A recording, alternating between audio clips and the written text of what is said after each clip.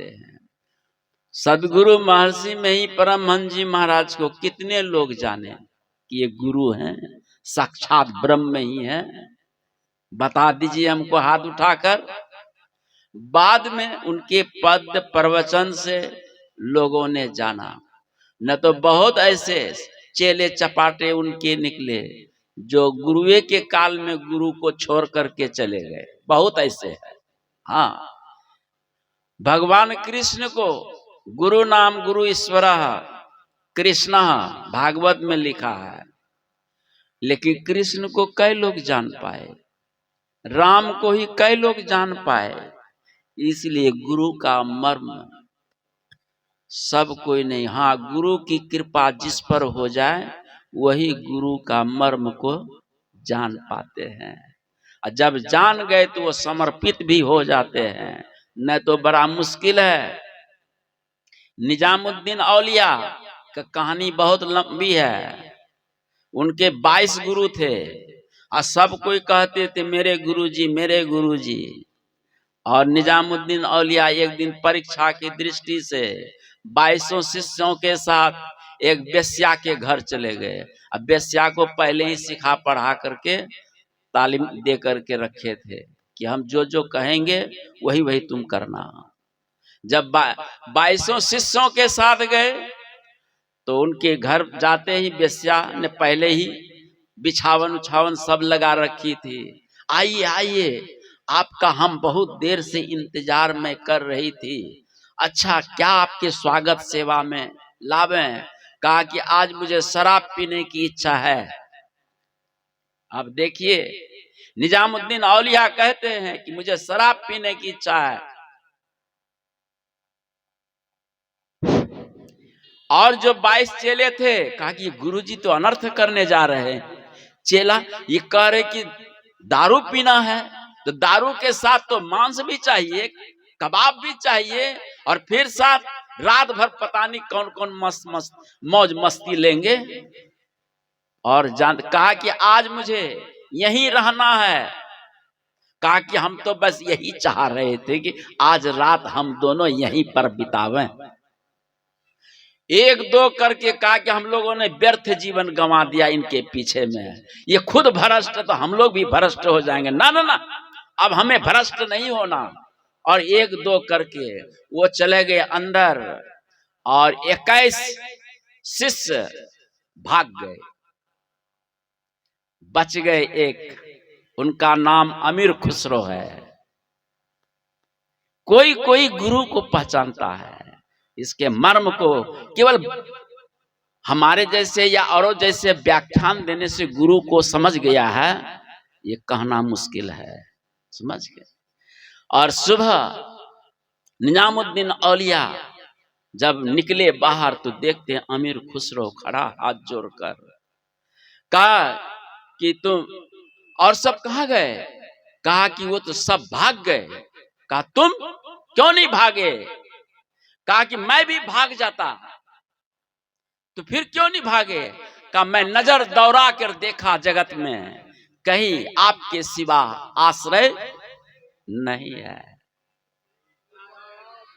नजर दौड़ा के देखा, मुझे आपके चरण के सिवा कहीं ठिकाना नहीं है, इसलिए मैं नहीं भागा। कहा तुम बच गए। हाँ, तुम्ही ने समझा गुरु तत्व को। क्या है गुरु तत्व?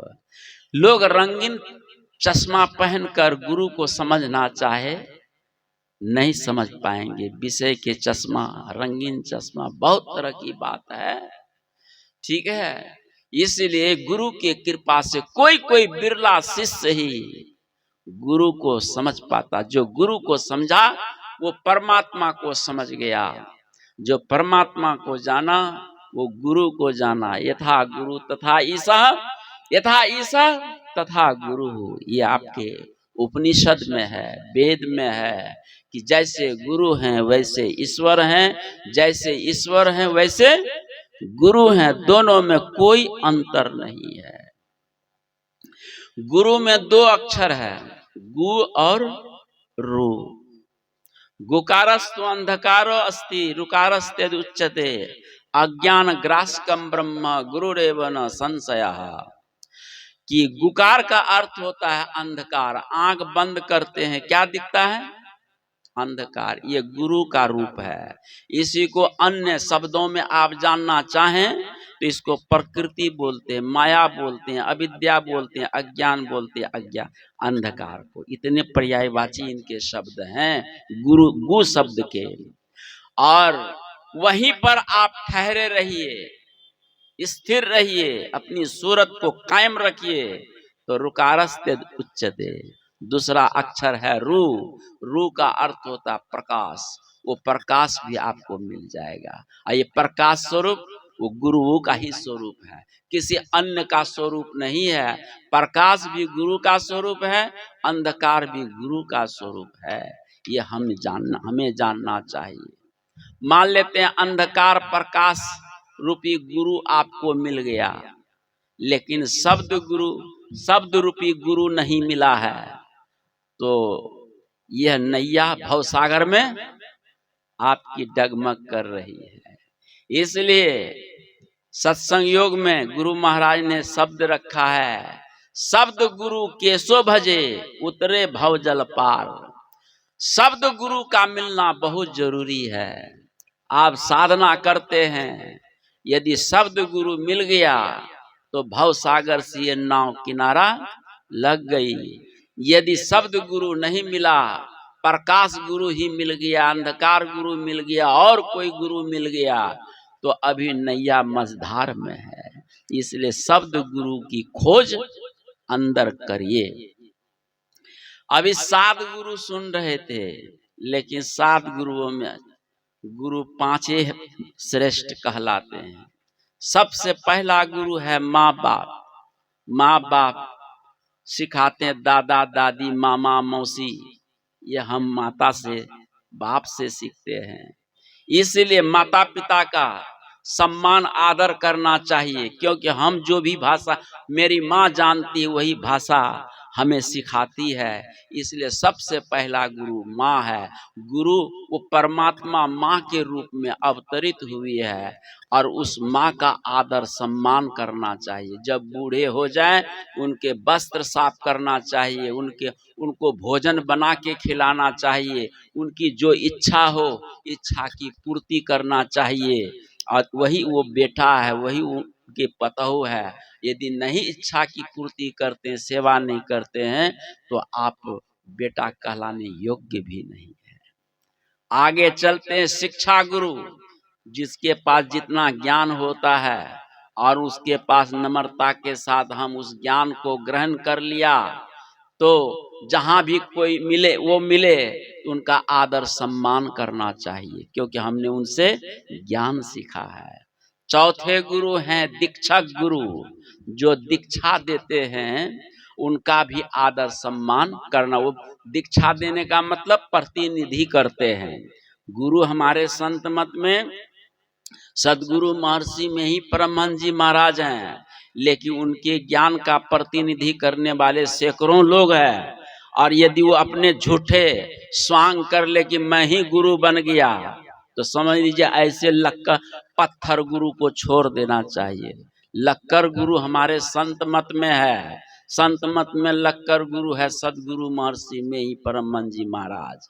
लक्कर पर जो बैठेगा कोई फक्कर, उसको भी वो पार, लक्कर भी तैरेगा और फक्कर भी तैर करके पार हो जाएगा। ये है लक्कर गुरु हमारे संत मत में सदगुरु। और कोई गुरु कहलाने योग्य नहीं है। हाँ, प्रतिनिधि लोग करते हैं, करना चाहिए। दीक्षा गुरु के विषय में पुराण में एक कथा आती है, परशुराम जी के विषय में।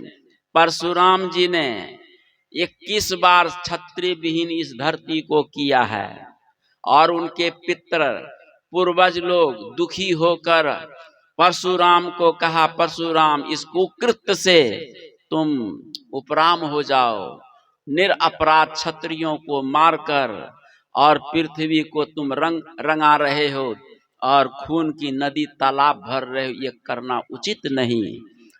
उपराम हो जाओ, नहीं तो हम लोग तुम्हें साप दे देंगे। कहा कि हमने बहुत पाप किया है, इस पाप का प्रायश्चित मेरे लिए क्या है।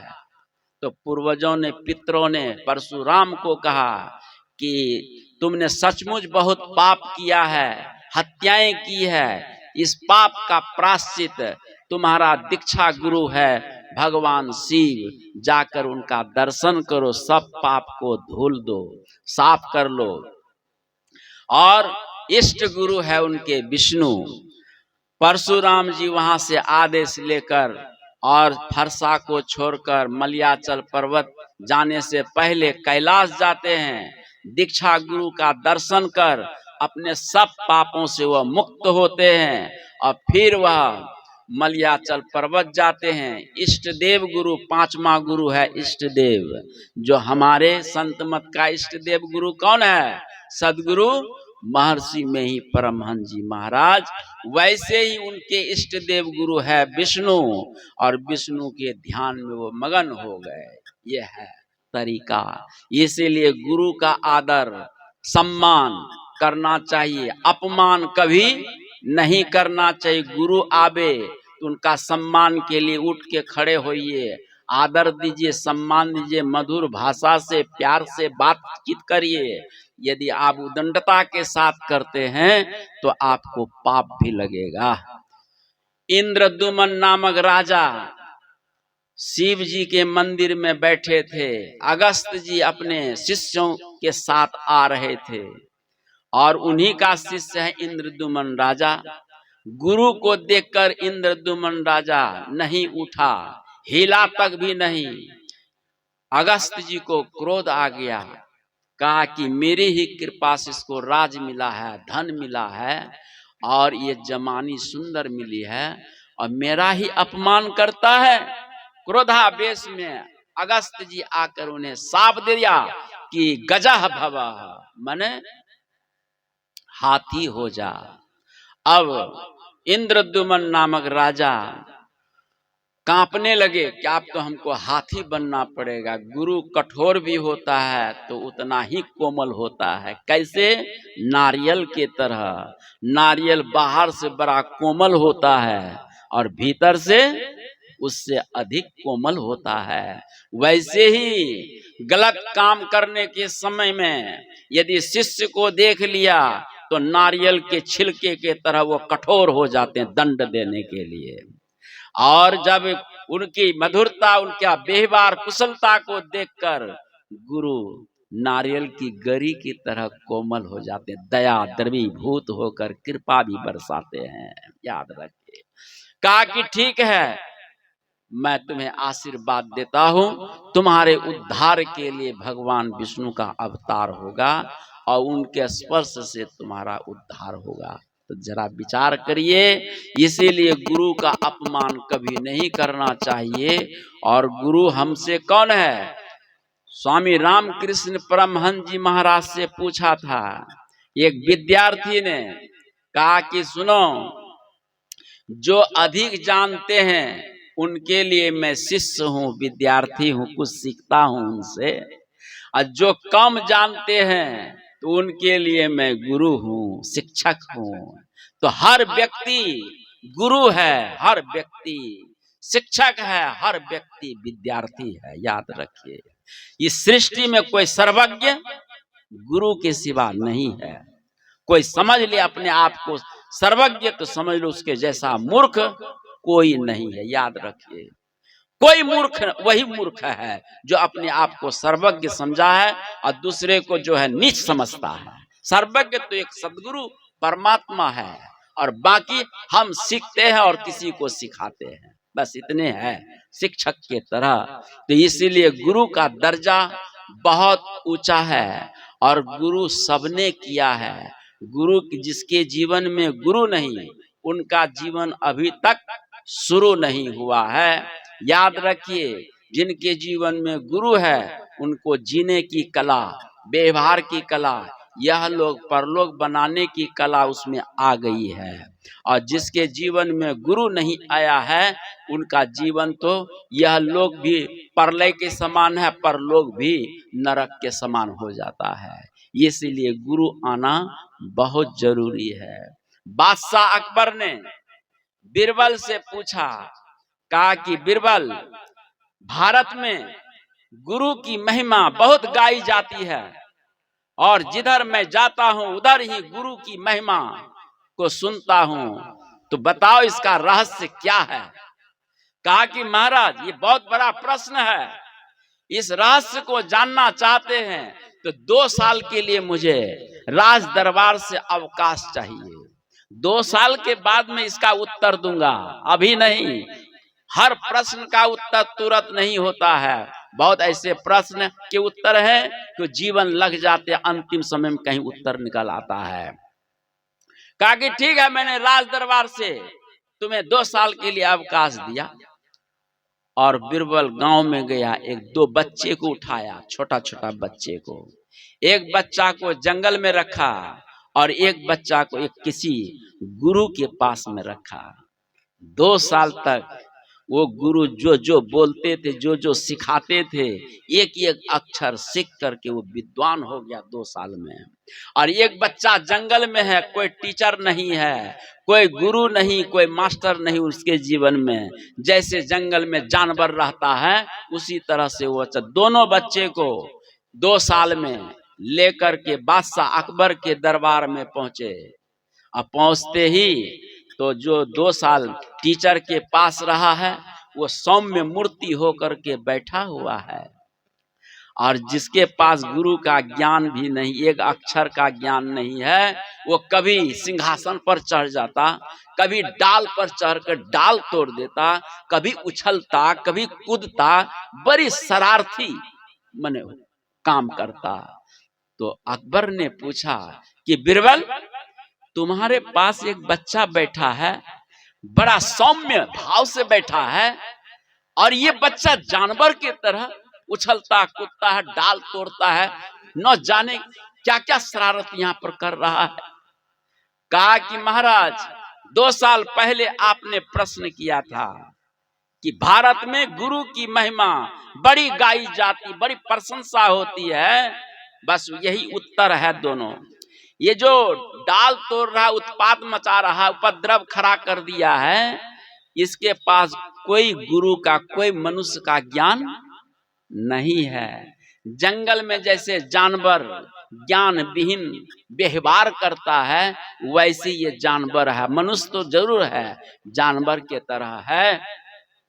मेरे पास में जो सौम्य भाव से बैठा हुआ है, इसके पास गुरु का ज्ञान है। 2 साल गुरु के पास में रहा, उनकी सेवा की है, एक अक्षर सीखा है, इसलिए सौम्य भाग। आप समझ गए?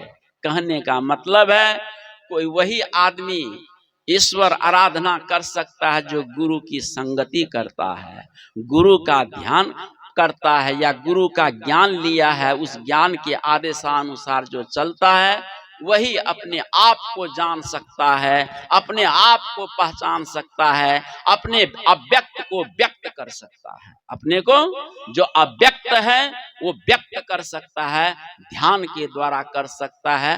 वाणी व्यवहार में नहीं आएगा वो, लेकिन ध्यान में वो व्यक्त कर सकता है। परमात्मा अव्यक्त है, गुरु अव्यक्त है। उस अव्यक्त तत्व को व्यक्त करने के लिए गुरु का ज्ञान चाहिए, और अंतर में आपका निशाना चाहिए ठीक, और निशाने के अनुसार आप चल रहे हैं तो अपने आप को व्यक्त कर लेंगे। क्या कर लेंगे? व्यक्त कर लेंगे।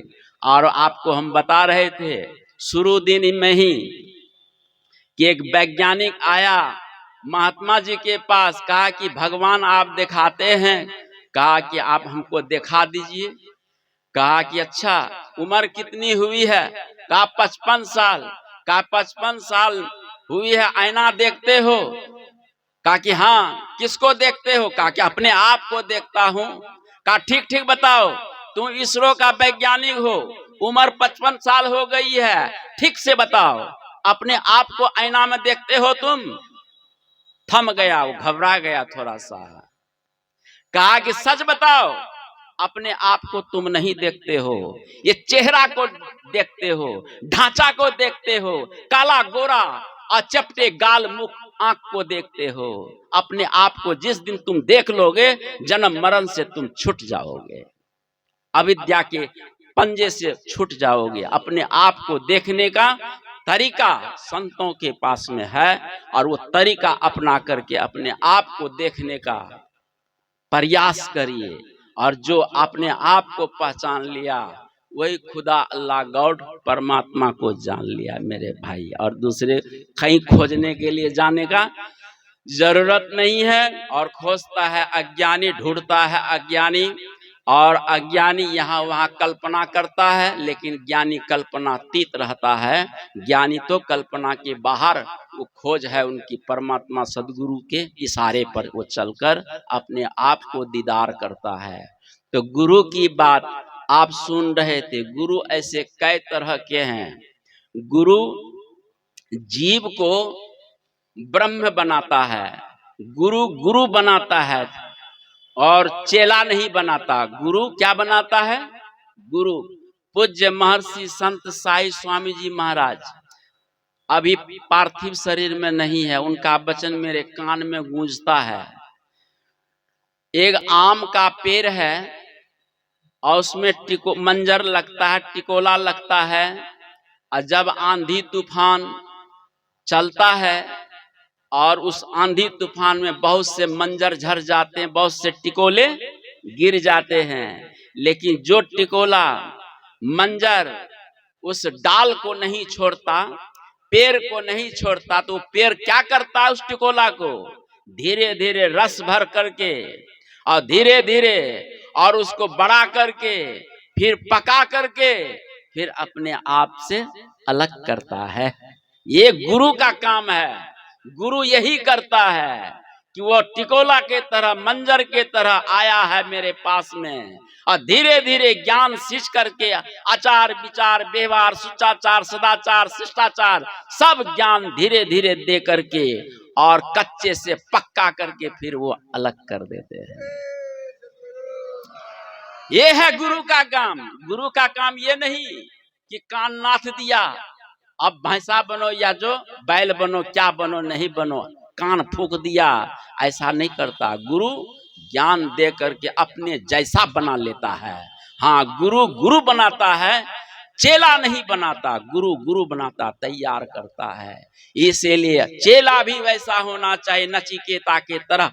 हाँ, किसी लोभ में, किसी लालच में, किसी इच्छा वासना में न फंसे। गुरु तो बहुत लोभ देते हैं, लेकिन उस लोभ में चेला यदि नहीं फंसता है तो नचिकेता के तरह आत्मज्ञान वो साक्षात्कार कर लेता है। और ऐसे शिष्य और ऐसा गुरु दुर्लभ है मेरे भाई बहन, समझ गए ना? नचिकेता जैसा शिष्य और यमराज जैसा गुरु बहुत दुर्लभ है। हाँ, वो लाखों करोड़ों में कोई एक आध मिलेगा, न तो सब लोभ लालच के पंजे में फंसे हुए हैं। सब लोभ लालच के पचड़े में, मोह ममता में फंसे हुए हैं, इसीलिए ज्ञान नहीं होता। हम भी लोभ लालच में हैं। आप ये मत सोचिएगा कि हम मंच पर बैठे तो आपसे हम श्रेष्ठ हैं। हम तो आपसे भी गिरे गुजरे हैं, बहुत बड़ा ढोंगी भी है, दाढ़ी बढ़ा लिए हैं। आप लोग सब समझते होंगे ये बहुत बड़ा महात्मा है, बड़ी अच्छी अच्छी बात करता है। अरे मेरे अंदर में बहुत सा अज्ञान भरा हुआ है, कचरा भरा हुआ है, लेकिन हम निकालने का प्रयास कर रहे हैं, निकल नहीं रहा। क्यों? जन्मों से वो कचरा अंदर में है, जन्मों से वो कचरा अंदर में है, निकलना नहीं चाहता। हाँ, निकलना नहीं चाहता, लेकिन एक जन्म की बात नहीं है। लेकिन धैर्य के साथ उसके साथ लड़िए और निकालने का प्रयास कीजिए। एक ना एक दिन गुरु कृपा होगी और हम वैसे ही हो जाएंगे। जो वो है सो हम हैं। ये विषय का त्याग बड़ा दुर्लभ है। एक कहानी मैं बता दूं। 10वां गुरु में गुरु गोविंद सिंह के एक शिष्य थे और वह 10 बजे रात तक गुरु जी की सेवा करते थे। जब गुरु जी सो जाते थे तो शिष्य भी सो जाते थे। एक दिन उस शिष्य का संग एक वेश्या का हो गया। रास्ता चलते वेश्या को देख लिया। वेश्या के चेहरे को देखकर, आकर्षण को देखकर मोहित हो गया। गुरु जी के पांव दबा रहे हैं, सेवा कर रहे हैं, लेकिन मन वेश्या के पास में है कि कब जल्दी गुरु जी सोवे तो मैं वेश्या के पास चला जाऊं। ये देखो चिंतन विषय। नरन गुरुजी गुरु गोविंद सिंह जब सो जाते हैं तो धीरे से आश्रम से निकलकर जब बाहर होते हैं तो गुरु गोविंद सिंह खड़ा है। अब तो वहां से वापस हो गए। फिर दूसरे दिन सेवा में गुरु गोविंद सिंह सो गए। धीरे से फिर आश्रम से निकलकर शिष्य वेश्या के पास रात्रि में जा रहे हैं। देखते हैं कि वेश्या के घर के पास में गुरु गोविंद सिंह पहले से खड़े हैं। फिर वहां से आते हैं। देखो विषय कैसा है कि ध्यायतो विषयान पुंस संगस्ते सुपजायते संगा संजायते कामा कामात् क्रोधो भी जायते क्रोधात् भवति सम्मोह सम्मोहात् स्मृति विभ्रमः स्मृति भ्रंशात् बुद्धिनाशो बुद्धिनाशात् प्रणश्यति। भगवान श्री कृष्ण गीता में कहते हैं कि ध्यायतो चिंतन करोगे जिसका उधर ही आकर्षित कर लेगा। इसलिए विषय का चिंतन नहीं करना चाहिए। एक प्रोफेसर ने कहा कि बाबा आप गुरु गुरु की बड़ी बात करते हैं, सुबह से शाम तक आपका हम प्रवचन सुन के हैरान हैं। आपसे हम एक प्रश्न करते। कहा कि क्या प्रश्न? कहा मेरी पत्नी सुबह उठती है, आंगन घर लिपा पोती झाड़ सफाई करती है, भोजन बनाती है, मेरा कपड़ा भी साफ करती है, भोजन परोस करके खिलाती, मेरा बिछावन भी लगाती, तेल मालिश भी करती, इतना काम करती है मेरे लिए, तो मैं पत्नी का ध्यान करूं तो क्या चिंता? गुरु का ध्यान हम क्यों करें? गुरु से तो हमको कोई लाभ मिलता नहीं। एक पढ़ा लिखा प्रोफेसर का प्रश्न है ये मुझसे। ये सहरसा में, ये सहरसा जिला न है, तो सहरसा के ही अंतर्गत प्रवचन हो रहा था किसी विद्वान के घर में। हमने कहा बहुत बढ़िया आपने कहा, पत्नी का ध्यान करने से पत्नी विषय है। पत्नी क्या है? विषय है। उस विषय का चिंतन करते करते आप विषयी हो जाएंगे। अब विषयी जब हो जाएंगे तो विकारी मन निर्विकार को कभी प्राप्त नहीं कर सकता। यदि सदगुरु का आप ध्यान करते हैं तो सदगुरु निर्विषयी है, निर्विकार है। ऐसे निर्विकारी का ध्यान आप करेंगे तो आपका विकार युक्त मन निर्विकार हो जाएगा और एक दिन निर्विकार से परमात्मा को आप साक्षात्कार कर सकते हैं। कहा कि तब तो ठीक कह रहे हैं आप। तो ये भी बात है। इसलिए गुरु गोविंद सिंह तीसरे दिन अब चला जा रहा है तो वहां पर गुरु गोविंद सिंह खड़े हैं जहां वेश्या का घर का दरवाजा लगा था और देखते हैं कि गुरुजी यहाँ भी आज तीसरे दिन खड़े हैं। तो साष्टांग दंडवत प्रणाम करते हैं, कहते क्षमा कर दीजिए। कहा कि तुम्हारे लिए आज मैं कई दिनों से नहीं सोया हुआ हूँ, तुम्हारे लिए मैं आज 24 घंटा जगा हुआ हूँ। जा आज दिन से वेश्या का राग तुम्हारा खत्म हो जाएगा। ये है गुरु की कृपा, गुरु की दया। ये है उसी दिन से वेश्या का जो आकर्षण था विषय का, वो आकर्षण सदा के लिए खत्म हो गया। और हम आप कुपा घाट गुरु महाराज से जुड़े हुए हैं। गुरु महाराज अपने शिष्यों को कह के जाते हैं, देखो जी मैं 2 दिन के लिए सत्संग में जा रहा हूं, कहीं मत जाना, 2 दिन के बाद मैं आऊंगा। तो गुरु महाराज कह कर चले गए। और तब तक भागलपुर का एक मरवारी आए, महात्मा लोगों के चरण छू के प्रणाम किए, गिड़गिड़ाए, हाथ जोड़े कि महाराज जी चलिए हमारे घर भंडारा हुआ है और खा करके चले आइए। कहा कि नहीं, गुरु महाराज का आदेश है, हम लोगों को कहीं नहीं जाना है। कहा कि क्या होगा, ये तो दिन है, रात थोड़े ना कि कोई चोर बदमाश आश्रम में आएगा, इसलिए चलिए थोड़ी देर में आप लौट के चले आइए। जब गिड़गिड़ाए, साधु लोग तो दयालु होते हैं, गुरु का वचन भूल गया। गुरु का वचन जो भूल गया सो झूल गया, जो भूल गया सो झूल गया। एक मेढक को सांप ने पकड़ लिया था, आधा खा भी लिया था और वह जोर जोर से चिल्लाता था। संयोग से एक महात्मा उधर से ही जा रहे थे, तो चलते हुए देखा, उलटकर आवाज आ रही मेढक की, देखता है कि सांप ने उसको आधा खा लिया है। अब ये बचने के लिए चाहता, चिल्लाता है, तो महात्मा जी ने कहा चुप, चिल्लाने से कुछ नहीं होगा, चुप। तो मेढक चुप लगा गया और महात्मा जी उस सांप का भी गुरु थे और टुकुर टुकुर सांप महात्मा जी को देखने लगे। कहा मेरे तरफ क्या देखता है, कस के पकड़े रहा। दोनों को सच्चा उपदेश दिया। थोड़ी देर के बाद जब मेढक कुछ नहीं बोला तो सांप समझा कि इसको बस करने में मैं बहुत परेशान हुआ हूं, लगता ये मर गया है। थोड़ा सा अपना गलफर गाल ढीला किया, ढीला करते अवकाश पाकर मेढक वहां से फान कर एक दीवार पर चढ़ गया।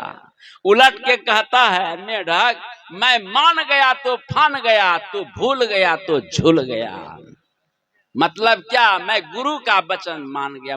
तुम्हारे मुख में तो मैं घुस ही गया था, लेकिन गुरु का वचन मान लिया तो तुम्हारे मुख से मैं आजाद हो गया, लेकिन तुमने गुरु का वचन को भुला दिया। मेरे भाई बहनों, वैसे शास्त्र और गुरु संत जो कहते हैं उनको याद रखो। याद रखोगे तो हम काल रूपी सांप के मुख में आधा चले गए। 60 वर्ष 70 वर्ष आपकी हो गई है, ये कहाँ चले गए आप? वो काल रूपी सांप के मुख में आप घुस गए हैं।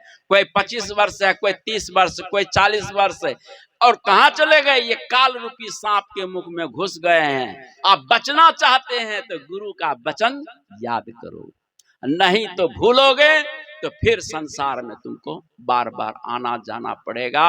इसलिए नारायण और ये गुरु महाराज, वो सेठ जी ले गए महात्मा लोगों को, भोजन भंडारा खिलाया, दान दक्षिणा कपड़ा लत्ता दिए, और जब लौटे आश्रम में तो ध्यान करते थे। एक लड़की उन महात्माओं के ध्यान में आ जाती थी। 2 दिन तक परेशान हो गए सभी महात्मा लोग। गुरु महाराज तीसरे दिन आते हैं आश्रम में, सभी को ही अपना अपना जो बताए कि 2 दिन से हम लोग परेशान हैं। कहा क्यों? कि ध्यान में बैठता हूं तो एक लड़की आ जाती है। त्रिकालदर्शी सदगुरु महाराज ने कहा कि तुम लोग कहीं गए थे क्या? कहा कि हाँ हजूर, एक मरवारी आए थे और हाथ पांव जोड़ने लगे, इसीलिए गए थे। कहा कि तो पहले ही हम कह के गए थे कि कहीं मत जाना। देखो गुरु की अवहेलना। भाई गुरु का शब्द समझना भी बड़ा सीधे अंगुली का घी नहीं है। हाँ, गुरु को समझना बहुत दूर की बात है। समझ गए? ऐसे ही लोग कहते हमारे जैसा हकते हैं, मुतते हैं, खाते हैं, पीते हैं, गपशप करते हैं, हम जैसे हम हैं वैसे गुरु हैं। तो गुरु को कैसे समझेगा वो? समझे कि नहीं? अब न कहा कि देखो वो सेठ एक लड़की के साथ बलात्कार किया था, और बलात्कार करते ही उस लड़की की मृत्यु हो गई, और मृत्यु के कारण अब पाप लगा। उस पाप को कटाने के लिए भंडारा का आयोजन किया, और उस भंडारे खाने के लिए तुम लोग गए। वही ध्यान में वही लड़की आती है। जाओ, आज से वो लड़की अब नहीं आएगी। ये है गुरु की कृपा, ये है गुरु की दया। और जब ध्यान में बैठे तो जिससे परेशान थे अब वो नहीं है, वो आते नहीं। इसीलिए भैया गुरु की कृपा दया का पात्र बनिए, और गुरु की कृपा दया रात दिन बरसती है। और ऐसी बात नहीं हमसे वो दूर है, समझे? हमारे ही पास में गुरु है। गुरु को खोजने के लिए हम कहाँ जाएं? हमारे ही पास में है। बस हमें पात्रता सिद्ध करनी पड़ेगी। पात्रता जब सिद्ध हो जाए, विवेकानंद की तरह 1893 ईस्वी में शिकागो में जब वो भाषण दे रहे थे तो कैमरा वालों ने, वो फोटोग्राफर वालों ने फोटो जब लिया तो रामकृष्ण परमहंस जी महाराज का भी हाथ पीछे में छप गया उसमें फोटो में। अब बताओ रामकृष्ण परमहंस जी महाराज कहाँ पर है? दक्षिणेश्वर काली कलकत्ते वाली में है, कलकत्ता में है, और गुरु जी का हाथ अमेरिका कैसे पहुंच गया? इसलिए गुरु का हाथ बहुत बड़ा लंबा है, समझना बहुत मुश्किल है। और एक कथा, एक कहानी कह करके मैं अपनी वाणी को विराम दूं। विषय बहुत गंभीर है, घंटों इसका घटने वाला विषय न है। अब इस शास्त्र का तो ये कोठो श्लोको हम नहीं बोले हैं, करें क्या? लेकिन कुछ हम ऐसे क्योंकि साधारण अनपढ़ी एक माँ सुबह आई, कहा कि बाबा कल जो दवाई बताए थे हमको लिख दीजिए। हम कहे कि तुम काहे नहीं लिख का पढ़ना नहीं जानती हो, बताओ यहाँ संस्कृत, अंग्रेजी, उर्दू, फारसी, मलयालम, कन्नड़, तेलुगु भाषा में बोलेंगे तो क्या समझ में आएंगे? उनकी भाषा में प्रवचन करना पड़ेगा, तब कहीं लोग समझ पाएंगे। इसीलिए बड़े बड़े विद्वानों से निवेदन है कि हम देहात में, क्षेत्र में जाते उनकी भाषा में हम प्रवचन करें, ताकि उनके हृदय में हम उतर जाएं। क्या है? हम उनके हृदय में उतर जाएं, वो समझ पावे हमारी बात को, तब न वो हमारे जैसा, हमारे आज्ञा पर वो चल सके, न तो बड़ा मुश्किल हो जाएगा। हम तो बघार देंगे संस्कृत में, क्योंकि हम 14 साल संस्कृत पढ़े हैं, व्याकरण वगैरह सब, लेकिन अपनी बड़ाई अपने मुख से नहीं करना चाहिए। हाँ, ये श्लोक की कविताएं भी हम करते हैं, बात समझ रहे हैं, लेकिन क्यों हम इस सर्वसाधारण भाषा बोलते हैं? कारण कि वो इस लोग बोले, वो कहते हैं ना कि भैंस के आगे बिम बजाए भैंस गए पौगढ़ाए वाली बात है। इसीलिए सरल माने कठिन से कठिन विषय को सरल बनाकर हृदय में उतार दें तो बड़ा हम लोगों को लाभ मिलेगा, बहुत खुशी मिलेगी कि हाँ अमुक महात्मा आए और हम बहुत समझे, बात समझे। तो एक रघुवर लाल दास जी थे, बंगाल के राजा थे, चैतन्य महाप्रभु के शिष्य थे, और गुरु भक्ति के चलते राजपाट छोड़ दिया, आश्रम में आ गए। आश्रम के लोगों ने उनका सम्मान करना शुरू किया, कहा कि तो हम आए सेवा करने, उल्टे हमारी सेवा लोग कर रहे हैं। फिर वो अपना आश्रम छोड़ करके दूसरे आश्रम में चले गए रघुवर लाल दास जी। वहां सुने कि चैतन्य महाप्रभु का शिष्य है और बंगाल का राजा है, वहां तो और उनकी सेवा खिदमतें होने लगी। तो रघुवर लाल दास जी ने सोचा कि अब हमको अपने देश में नहीं रहना, वो थाईलैंड चले गए और एक होटल के पीछे एक झोपड़ी बनाकर गुरु की भक्ति में वो रम गए हैं। जब उन्हें भूख लगती है तो होटल में लोग खाते हैं, कुछ टुकड़े आलू का, रोटी का टुकड़ा छोड़ देते हैं तो फेंकते हैं। जब भूख लगती तो वही टुकड़ा, जूठन टुकड़े को चुन करके नलकूप में धो करके गुरु को प्रसाद चढ़ाकर भोग लगाकर वही खाकर और फिर वो ध्यान करते। कुछ दिन के बाद एक दिन ऐसा हुआ, क्योंकि वो शुद्ध अन्न है, उस अन्न को शुद्ध कहा गया है। जैसे प्रोडास को चढ़ाते हैं उसको भी शुद्ध कहा जाता है। जैसे क्या स्मशान घाट में मुर्दा चलाते समय में अन्न छिटता है, वो भी शुद्ध अन्न कहा गया है। और मुर्दा को जो कपड़ा पहना करके छोड़ दिया जाता है नदी किनारे में, वो भी कपड़ा साधु के लिए शुद्ध बताया गया है। ये बात है नारायण। और वह शुद्ध अन्न को खा करके उनका अंतःकरण पूरा पवित्र हो गया। और एक दिन उनको 8 दिन की समाधि लग गई। 8 दिन की समाधि से जब उठे तो भूख तो क्षुधा परेशान करने लगी। तुरंत जल्दी जल्दी में टुकड़े अन्न सब चुन करके धो करके और भोग लगाए बिना खाने ही जा रहे थे। चैतन्य महाप्रभु प्रकट होकर हाथ पकड़ लिया। अब जरा विचार करो, गुरु कहाँ नहीं है? गुरु है बंगाल में चैतन्य महाप्रभु, और थाईलैंड में प्रकट कैसे हो गए?